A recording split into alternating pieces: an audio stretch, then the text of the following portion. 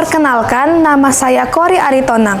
Saya bersekolah di SD Swasta Sultan Iskandar Muda. Saya bersekolah di Sultan Iskandar Muda. Alamat sekolah Jalan Sunggal Gang Bakul. Saya kelas 6 SD.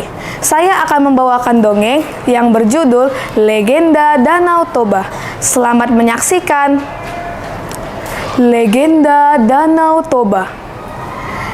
Di Pulau Sumatera, hiduplah seorang pria bernama Toba yang sangat rajin bekerja. Setiap hari ia bekerja di ladang dan mencari ikan untuk memenuhi kebutuhan hidupnya. Meskipun ia tinggal seorang diri, tetapi ia tetap bersyukur dan tidak pernah mengeluh. Suatu hari, Toba memutuskan untuk pergi memancing ikan di sungai yang tidak jauh dari rumahnya. Dengan membawa alat pancing dan umpan sederhana, ia langsung pergi menuju ke sungai. Sesampainya di sungai, ia langsung melemparkan kailnya tersebut dan duduk di sana. Ia memohon kepada Tuhan agar mendapatkan ikan yang banyak hari ini. Setelah beberapa lama menunggu, kail yang dilemparkannya tadi tampak bergoyang-goyang. Dengan secepat kilat, ia menarik kail tersebut sekuat tenaga. Namun, tanpa disangka, yang didapatkannya adalah seekor ikan mas yang sangat besar dengan sisik emas yang sangat indah. Dengan hati gembira, ia langsung meletakkan ikan itu ke dalam wadah dan pulang menuju ke rumah. Sesampainya di sana, ia langsung meletakkan ikan tersebut dan pergi lagi untuk mencari kayu bakar di ladang. Ia sambil berpikir untuk memakan ikan yang sangat besar itu. Setelah mencari kayu bakar di ladang, ia berjalan pulang ke rumah. Namun, betapa terkejutnya dia melihat seorang gadis berparas cantik berdiri di depannya. Siapakah kamu ini? Tanya Toba sambil ketakutan. Aku adalah jelmaan ikan yang engkau tangkap tadi. Aku dikutuk menjadi ikan karena telah melanggar aturan. Tapi berkat dirimu, kutukan itu kini hilang, kata si perempuan tersebut. Toba yang masih kebingungan duduk sejenak.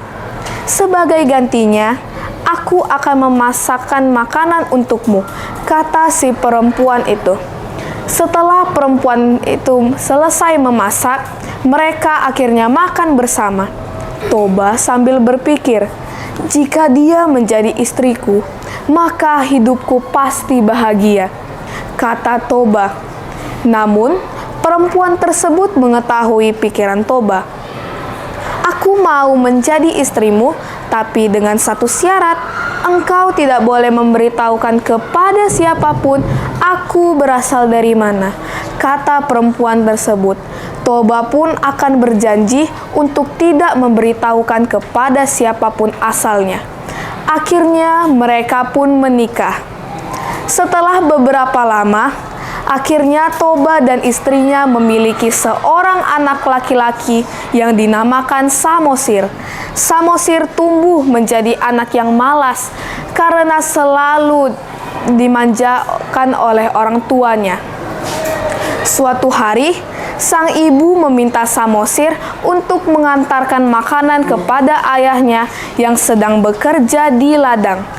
Akhirnya, Samosir mengantarkan makanannya kepada ayahnya. Namun, di tengah perjalanan, ia merasa bosan dan ingin bermain sebentar. Di sisi lain, ayahnya yang sudah kelelahan bekerja telah kelaparan dan menunggu makanan itu datang. Samosir yang sedang bermain akhirnya merasa kelaparan dan memakan sedikit makanan yang diberikan untuk ayahnya. Setelah selesai makan, ia kembali berjalan untuk memberikan makanan tersebut kepada ayahnya. Sesampainya di sana, ia memberikan makanan tersebut pada ayahnya. Namun, betapa terkejutnya Toba melihat makanannya hanya tersisa sedikit. "Samosir, mengapa makanan ini hanya tersisa sedikit?" kata Toba dengan raut wajah masam. "Aku tadi kelaparan, ayah. Jadi aku makan makanan itu. Setidaknya itu cukup untukmu, kan?" kata Samosir tanpa rasa bersalah. Toba yang merasa kesal memarahi anaknya. "Kamu ini anak yang tidak bisa diandalkan. Kamu juga tidak mau mendengarkan orang tua, anak malas. Geleng ni deke, dasar anak ikan," kata Toba seperti itu.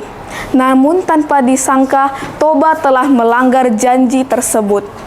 Samosir yang menangis berlari kepada ibunya dan menceritakan semuanya itu. Sang ibu menangis karena Toba telah melanggar janjinya. Seketika itu juga mereka berdua menghilang. Tiba-tiba menyemburlah air yang sangat deras menenggelamkan Toba dan membentuk sebuah danau yang dinamakan Danau Toba, dan juga terbentuklah pulau-pulau di sekitar Danau Toba itu yang dinamakan Pulau Samosir. Pesan moral dari cerita ini, janganlah jadi orang yang pemalas dan juga tepatilah janjimu. Sekian, terima kasih.